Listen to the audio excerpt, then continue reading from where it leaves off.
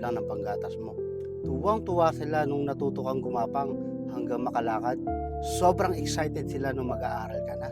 At pangako sa iyo na igagapang nila ang iyong pag-aaral makatapos ka lamang. Pero nung lumawak ang kaalaman, piling mo alam mo na lahat. Tinanong ka lang kung saan ka galing, kung sumagot ka paban lang. Nag-aalala lang naman ang magulang mo sa iyo.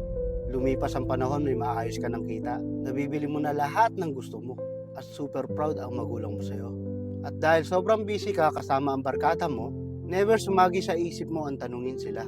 Kung okay pa sila o may nararamdaman pa sila, magugulat ka na lang isang araw, may malubhang sakit na sila.